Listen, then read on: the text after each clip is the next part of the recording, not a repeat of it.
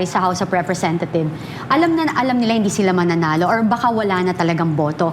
Kaya ang kanilang talaga mission is talagang siraan na lang talaga si VP Sara para ilantad, i-brainwash ang mga tao na sa mga gawa-gawang kwento or meron man sigurong parte na iba doon makatotohanan pero ina-exaggerate lang. O dahil para gusto lang bumaba ang survey, bumaba ba?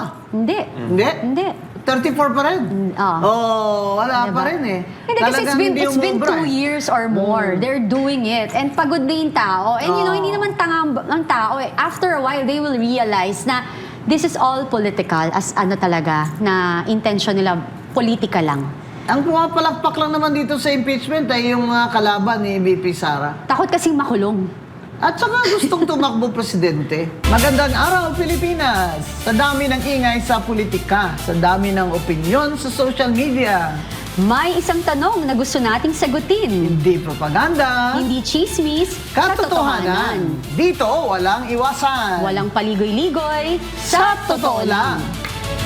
Mga kababayan, ang ating bisita ngayon ay hindi lang ko lang siya kaibigan ko pa yung tatay niya.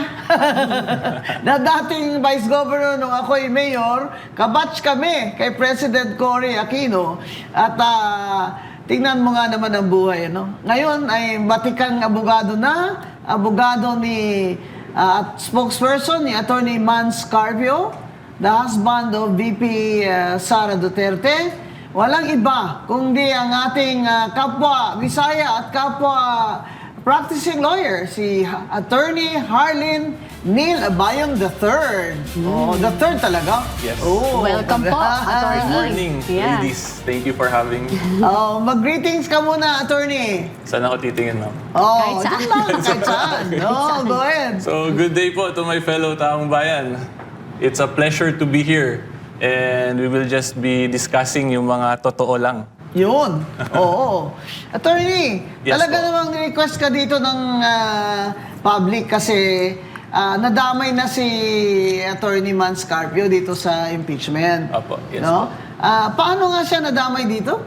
Yung sa right to privacy po niya as a private individual and as a private practicing lawyer.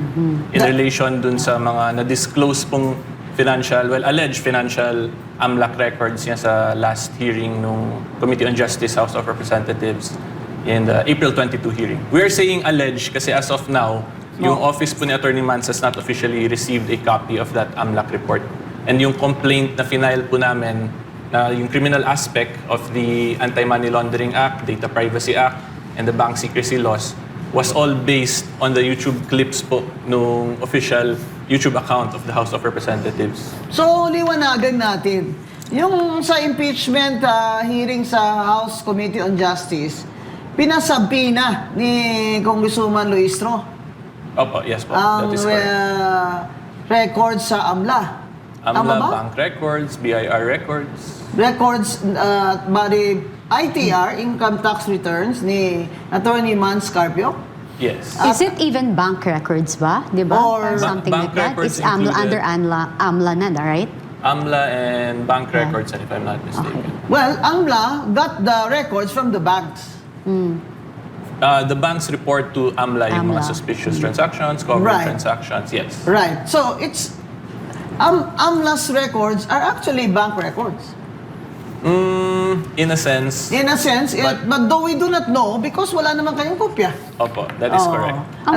Alam niyo itong due process dito na ikaw, Congresswoman Luistro, talaga hindi ka na nadadala. Ito na naman tayo sa due process eh. Paano tayo magka-due process eh? Yung mga ang hinabla eh walang kopya. Walang kopya ng kung ano-anong pinagsabihan nyo dyan. Basta na lang kayo clarificatory question sa mga government agencies na wala namang kopya si VP Sara niyan. Wala rin kopya si Attorney Mans Carpio. Alam niyo ang due process eh, fairness po every step of the way. Yan po ang sinasabi natin na itong impeachment part 2 ng House of Representatives ay ayan na naman. Sa totoo lang, wala na namang fairness. So, anong ginawa ng House Committee, Attorney Abayon?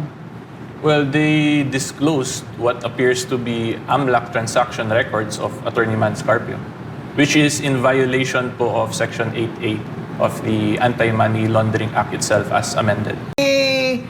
Ano mo nga kami? Explain ng Tinagalog, ha? Sige, Binisaya ano ka, ba ma'am. itong Ganahan ka. Binasaya? Bisaya kasi kami. You know. So, ano itong AMLA na provision ng batas? So yung Section 8A of Anti-Money Laundering Act as amended, very clear po yung batas doon. In the simplest way, kung mabasa po nyo yung provision, absolute confidentiality. Even after the Secretariat or the AMLAC employees leave office, they are not allowed to disclose information that they received during their time of office. Oh, yan, attorney, pakibasa mo nga yung Section 8A na yan. Sige po. Section 8A, Information Security and Confidentiality. The AMLAC and its Secretariat shall securely protect information received or processed and shall not reveal in any manner any information known to them by reason of their office. And then wala na pong exceptions yan, even in the latter provisions or latter parts of the law. Oh, shall Wala not po. in any manner. Di ba? Hindi pwedeng i-chismis, hindi pwedeng i-email, hindi pwedeng i-post, hindi pwedeng ipa-interview na magdi-disclose in any manner. Di ba? Pero ang sinasabi ng House Committee on Justice si Luistro, na exception daw yung impeachment, attorney. Paki-explain mo nga yan. So, yan yung position nila, but with all due respect to them, we do not agree because number one, yung cause of action po namin is not the Bank Secrecy Law itself. It's the AMLA itself, Anti-Money Laundering Act, Bank Secrecy Law, and then the Data Privacy Act. Kasi may mga penal provisions po yun. Yun yung habla ni Attorney Man Scarpio. Yes, opo. Doon sa Fiscal's Office. So, prohibited po kasi mag-release ng AMLA records. So, since they released it, they're liable. may liability po yun under the Wala ba silang Anti-Money liability Laundering sa ombudsman? Kahit criminal action lang ang pinail nyo. And it's also, si Attorney Man Scarpio is a private individual. Hindi siya nakaupo sa gobyerno. So, napakalaking problema ang kinakaharap ngayon actually ng HOR o si Congresswoman Dahil sa Luistro. confidentiality Yes. of bank records. Bakit kaya inaano nila attorney nila Bayon na yung si Luistro ay lagi nilang sinasabi dyan na exception daw yung impeachment na yan. Sige ma'am, since you asked, discuss ko na din basics of the impeachment if you don't mind. We have the Sige. time. Yeah. Sige po. So yung impeachment process kasi that's a two-stage process. Initiation and the impeachment trial proper. So when we say initiation, that's exclusively given to the House of Representatives. Wala po tayong question doon. Pero as to the trial proper itself, that is solely given naman to the Senate Impeachment Trial Court. So currently, we are in the initiation stage pa lang po. And as explained by the House of Representatives themselves, it is akin daw to a preliminary investigation. So pag preliminary investigation po, in a regular preliminary investigation, wala pong power like that of a regular court ang body na yon. Oo. Therefore, they cannot use it as part of the exception dun sa banking secrecy or AMLAC laws. Kasi they are not allowed to conduct a trial there. Yes. The Constitution states that the trial shall be the sole power of the Senate. Yes. Plus, yung clear lang din po sa jurisprudence natin, the only precedent we have is the late Chief Justice Corona's impeachment. So, na-disclose nun yung bank records niya sa Senate Impeachment Court, hindi sa HOR level. Correct. So, from there, makikita na natin yung difference talaga ng two phases of the impeachment process. So, dito, this is only for determination of probable cause, which is a very low evidentiary requirement. So, yung mga very specific details, that should not have been disclosed. Dapat doon na yun na discuss sa Senate para mapagbangga talaga at talagang makross-examine. Paano pala nila, anong ginawa nilang reason kung bakit nila sinabpi na yung AMLAC records at mga ITR ni Man Scarpio, Attorney Carpio? I think I'll refrain from answering, ma'am, kasi I'll be defending them in a way. Okay, ako na lang ha. Kasi yan kasi si Trillanes kasi, mayroon siyang affidavit. Di ba nakita nyo doon, nag-appear siya doon. Na sinabi niya may mga transactions daw si Attorney Man Scarpio na ganito, ganyan. Kaya, ginawang rason yon na ni Kong Luistro na ipasabina yung AMLAC. Yung AMLAC is not, according to the law, shall not reveal in any manner. Di ba? In any manner shall not reveal. Walang exception doon. Kahit doon sa ibaba ng batas, walang exception doon. Ayan, Australianis, oh. Katabi ni Ombudsman Boying Remulla. Pag napakulong mo, Ombudsman Remulla, si Martin Romualdez, kakampanya ko, Remulla for President! Boying, pero Boying hindi si John Beck. Hindi Kay Boying Remulla. Yan ang reason why, ginawa nilang reason yan na ipasabina nila yung AMLAC. Pero, again, may nag-o-object dyan ng mga congressman. And I agree. Bakit naman wala yan sa complaint? Yung affidavit na yan ni Trillanes. Ngayon lang yan, tumuhaw ba? Kung sabi sa Ilonggo pa, tumuhaw. Bigla na lang sumulpot yan. Tapos, hindi naman yan part ng complaint. Hindi ba kaya nga nag-o-object si Vice Chair ng committee, si Congresswoman Jennifer Lagbay, na they should not add to the complaint. And the committee should not, subpoena documents to add to the records. Yan din ang sinabi ni Congressman, Batikan na din yun at practicing lawyer, Congressman Rufus Rodriguez ng Cagayan de Oro, at ni Congressman Garbin. Pero, siyempre, alam niyo naman si Congresswoman Luistro, may AX dahil kay Speaker, may TAX dahil sa Speaker. TAX. Wala. Talagang, wala lang. Strike out pa yung manifestation ni Kong Paulo Marcoleta. It was really an objection. Strike out pa from the records. Grabe, oh. At Ngayon saka- lang ako nakakita, kapwa mo Congressman, isa strike out pa from the records. Yan ang problema sa due process ni Congresswoman Luistro. At saka, Mama Bing, may nakita ako dong isang butas dun sa nilabas ng AMLA. Yung sinasabi ng conjugal na pagmamayari or joint account ng mag-asawang Carpio and Duterte, no? Kasi meron dun silang isinama na from 2006 and 2007. I don't know kung ano. Nakita ko yon na hindi pa naman kasal si BP Sara at saka si Mans Carpio. Dun pa lang, makikita na po natin na talaga naman, ang gusto lang talagang gawin ng House of Representatives dyan ngayon sa hearing ng impeachment is talaga namang sirain lang ang kanilang kredibilidad at integridad at Makasakali. layunin lang makasira.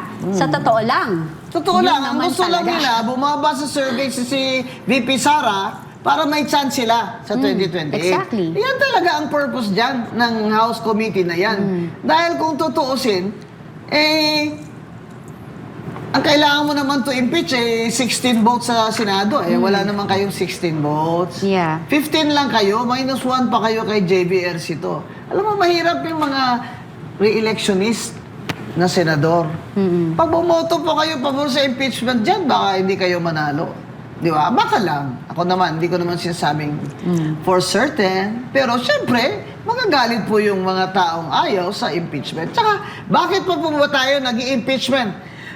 Hanggang ngayon, may fuel crisis pa, may inflation pa, may unemployment pa, at kaka-jumping jacks ni Bongbong Marcos ay hindi pa rin natatanggal ang VAT at excise tax. Bakit pa tayo nag-i-impeachment sa dami ng problema? Sayang lang po sinasweldo ng mga mamamayan sa inyo. Ngayon, ang tanong dyan, bakit kaya Attorney Abayon? Yun ang gamit nilang exception yung impeachment na pwede daw yan dyan sa House Committee. Baka naman yung impeachment ay exception po yan doon sa isang batas, hindi po doon sa AMLA. Kasi sa AMLA na batas shall not reveal in any manner. So yung ginagamit nila mainly, well, from our observations, it appears yung sa mga press statements nila na they are commingling bank secrecy and the AMLA law. So because may exemption daw dun impeachment sa bank secrecy, therefore it carries over to AMLA. Pero yung position namin, hindi yun covered automatically because they are, number one, separate laws with different provisions. Number two, Separate functions. separate Exactly. functions and purposes. At sinabi naman sa Supreme Court decisions na even so, even if you claim such an exception, dapat you follow the procedural requirements. Correct. Yes. Bakit yung Bangsik kasi, hindi ba dapat may court order yan? Yes. Oh. Mother, diba? may babasahin lang ako, okay? Go, Gagamitan ko ng Cathy. salamin. Ang hirap kasama ang mga abogado. Oh. 'Di ba? Meron kasi sa RA 9160 o Anti-Money Laundering Act, AMLA, ang reports ng AMLC or AMLAC, suspicious transaction lamang na reports. Lahat tayo, kahit ako na ordinaryong mamamayang Pilipino, kapag umabot ng 500,000 pataas, ang aking dinideposito, napa-flag na yan eh. Suspicious na yan. Yes, but it doesn't mean na masama, okay? Pero ito ay striktong lihim. Hindi basta pwedeng ilabas kahit sa Kongreso ng walang tamang proseso. Katulad ng sinasabi mo, Mama Bing. Ano ba ang mga pananagutan ng mga congressman? Number one, sila ay public official na sumusumpa sa konstitusyon.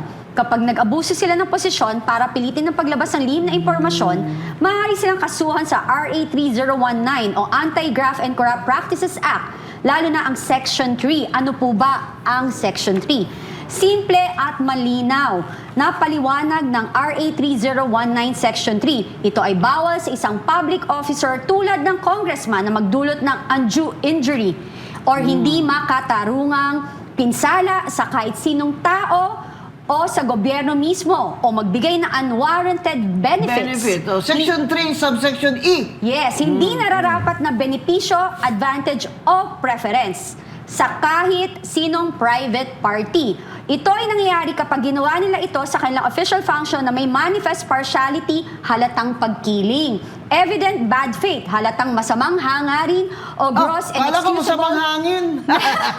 or gross and excusable negligence, sobrang kapabayaan na walang excuse. Sa kasong ito, sa pamamagitan ng impeachment investigation, maaaring magdulot sila ng pinsala sa pribadong tao, which is what's happening now with Attorney Attorney Mans Mans Private citizen. Yes. Yun. Kapag may bad faith at abuse kasi, Mama Bing, ito ay corrupt practice na may criminal liability. Sa 319, Yes. sa Anti-Graft and Corrupt Practices Act. If I may add, Go Attorney. ahead, Yeah. attorney. Aside from that, sa Anti-Money Laundering Act itself, may penal provisions.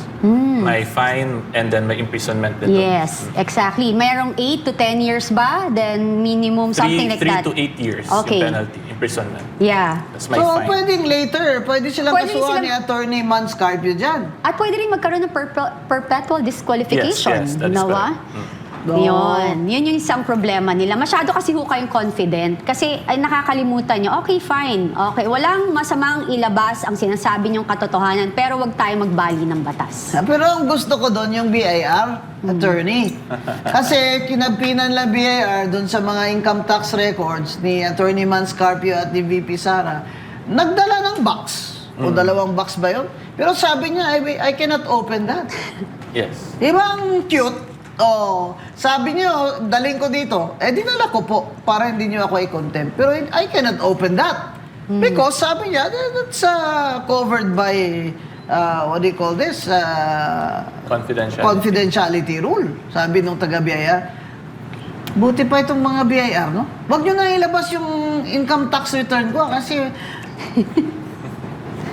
pumapatak ko ang dugo ko doon habang magbabayad ng tax niyo eh. Dito sa BBM administration.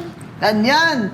Pero believe ako sa inyo na hindi nyo binuksan yung kahon. Kwarta o kahon? Sabi ng BIR, kahon, pero hindi ko bubuksan. Dahil may confidentiality yan. Yes. Yan po mga kababayan. Ang problema sa ating ilang mambabatas dyan, na sila ang gumagawa ng batas, sila rin yung parang hindi nila naintindihan ang batas, at baliwala lang sa kanila kung nababali nila ang batas. Pero mag-ingat po kayo. Dahil ang prescription period po niyan ay matagal. Pwede po kayong kasuhan na hindi na kayo congressman. That's true. Yeah. Sana po, mag-ingat din naman kayo at sana maging matapat kayo sa inyong sinumpaan na kayo ay mag-obey all the laws and authorities of the Republic of the Philippines. Di ba, attorney? Yes, Oo. that is correct. Ano, attorney, palagay mo, anong gagawin nila doon sa ITR? Bubuksan talaga nila yun? Well, eto, I'll just speak from my experience lang as a former congressman. Usually, pag mga ganyan po, papagbotohan yan ng committee eh. So, I'm assuming they will do the same tomorrow to decide whether or not to open the box. Ano kaya boto ni Abante dyan? Kasi lagi ko binabantayan yan si Abante. Abante ba yun? Abante.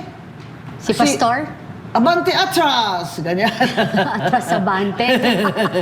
Yan ang binabantayan ko kung ano yung ano niya yung boto niya dyan kasi he feels very strongly about it. Yung mga ganyan ba? Kahit di siya abogado, he feels strongly about it. Pero ako naman, ang ganda naman ang nakita ko dyan na kahit na tatlo lang, may naninindigan naman, 4. Kung Paulo Marcoleta, kung Jennifer Lagbay, kung Garbin, and kung Rufus Rodriguez. Meron pang isa, si Congressman Erice, di ba? Tsaka si Suntay. Tumututol din.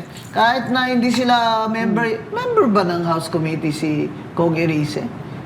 Kahit na ang iba ay hindi naman member, di ba? Kaya doon po sa plenary, kailangan nila ng ilang boto nga kailangan nila sa 100. impeachment attorney? 1/3 One-third. sa 116 plenary ba? level, yes. 1/3 sa 131 congressmen and party list. So 1/3 sa 300. 300. So, 318, 16. so mga 100... 105, 106 more or less. Yan. Ayaw na ni Congressman Puno ng NUP.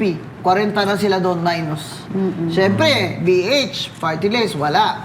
Sagip, Paulo Marcoleta, hindi. Suntay, hindi. Di ba? Palagi ko si Congressman Erice, ayaw din eh. Kasi sinabi niya na yan. Ano ba itong ginagkaguluhan natin dito? Ang daming problema. Di ba? So, sigurado yan. Oh, at least 50 congressmen will not sign. Di ba? Kaya lang, 106 lang naman. Baka naman kaya nila. Pero ang sinasabi nga natin, masyado na kayong pa-effect dyan, Congresswoman Luistro. As if naman guilty na talaga si BP Sara. Masyado na kayong padrama dyan. Iakyat nyo na, please. Ilang beses na namin sinasabi, iakyat nyo na, please. Hayaan nyo na ang Senado dyan na maglitis. Dahil doon, may karapatan na si Vice President Sara to defend herself. Hindi ba, Attorney Abayon? Doon ang trial? Yes, that's correct. Ano ang pwede nilang mga evidence doon na itatrial nila? Palagay mo? So, ito nga, I'll speak na lang as my other persona na vlogger, content creator. As a lawyer. I will not be speaking as a commentary. yes. Sige. So, on my personal capacity.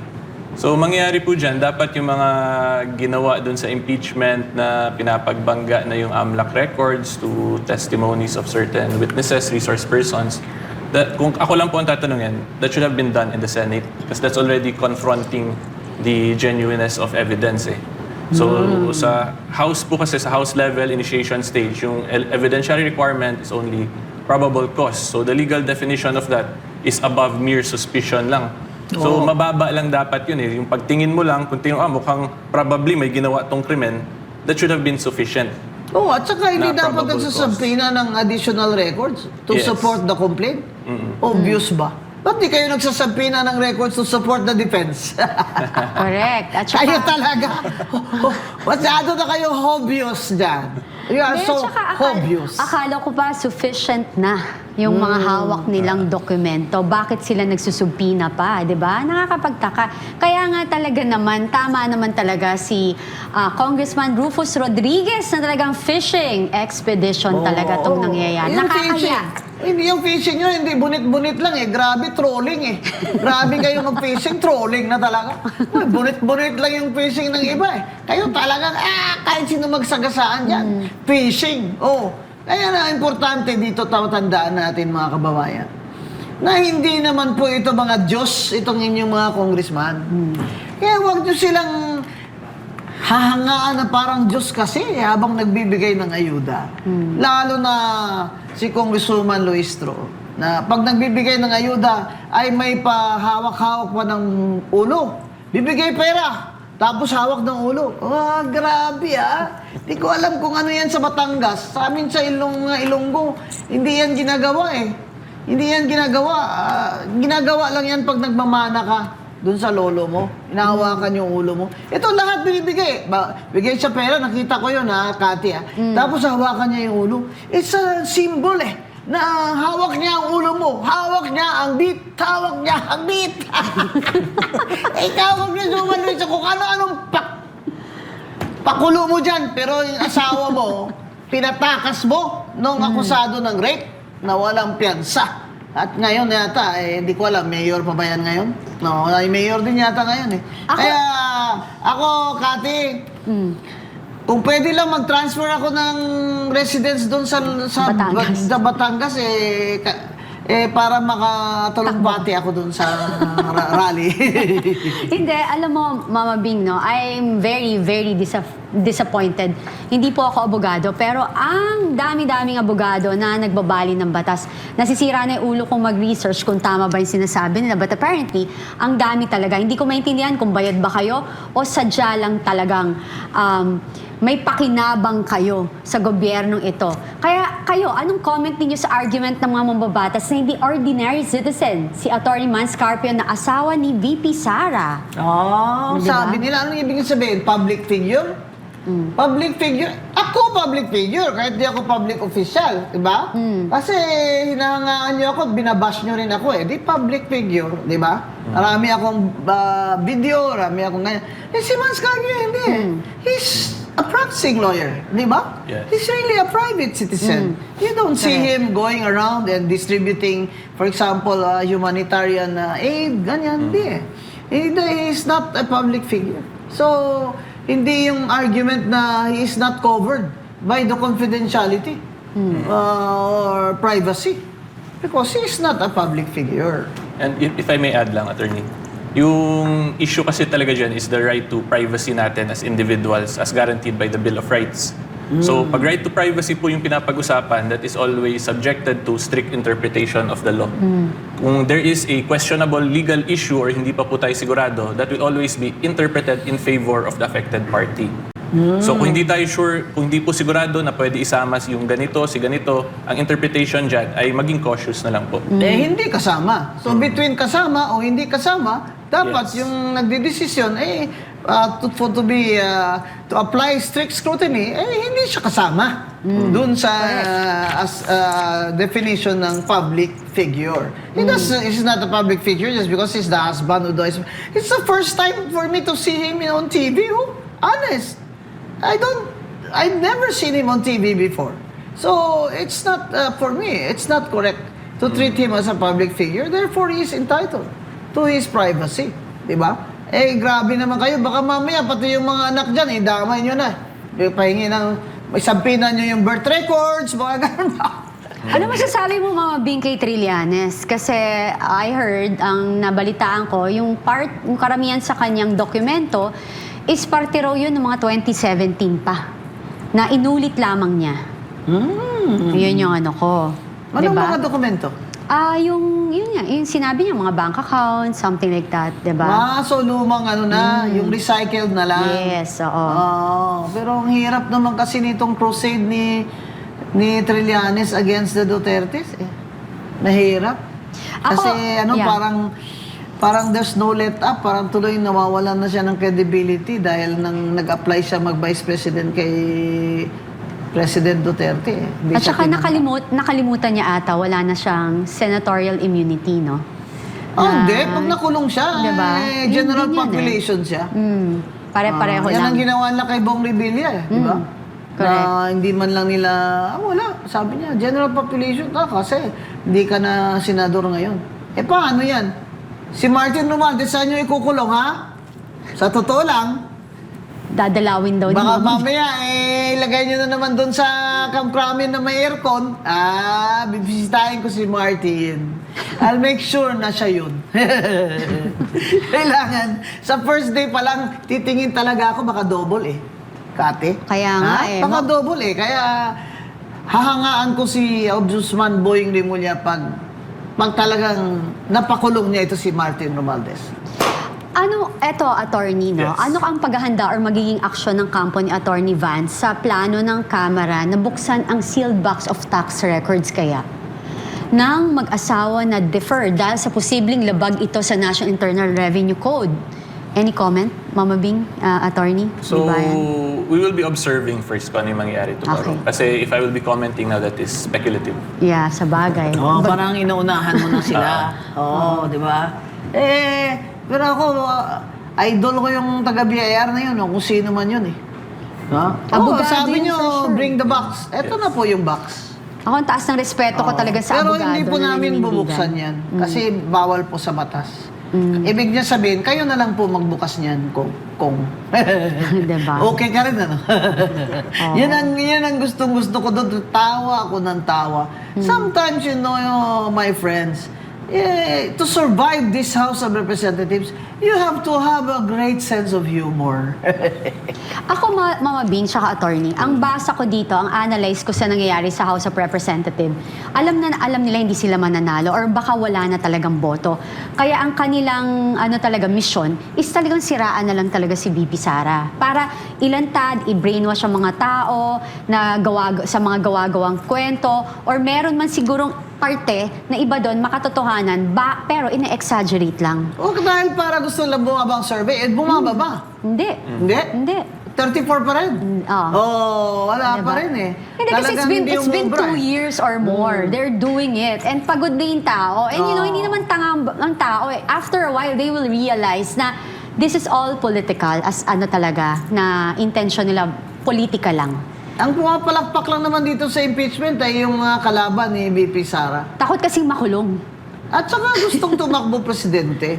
Oo, Di ba? correct. Grabe na mga kumaka-speech may podium binabasa yung speech para talagang presidente na.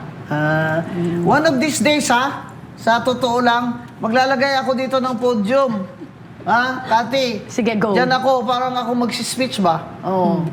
Parang, kayo lang ba ang pwedeng mag-presidential? Pwede rin kami ni Kati mag-presidential. Naglagay din kami ng podium dyan at magbabasa din kami ng Diba? aming Mag-Filipiniana ka. Yung script. butterfly sleeves talaga. Lola niyo, baka manghiram pa ng saya.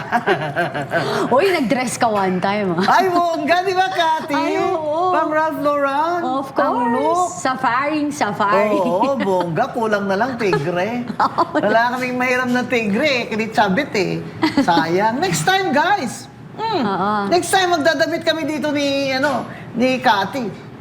Ako medyo worried ako sa nangyayari with the AMLA, Mama Bing, no? Sa tingin nyo ba, mawe-weaponize na ngayon ang AMLA bilang black propaganda, lalo na sa mga kakandidato sa 2028 presidential election? Kasi if it's like this, actually hindi lang to for candidates eh. I have a lot of friends, syempre mayaman yung iba, they have so much money, na ano ba to, bakit we thought we are safe because we have this bank secrecy law, we have those protection, but apparently all of this right now ay nawe-weaponize or na yung parang wala lang pakialam na bubuksan mo lang or gagalawin mo lang.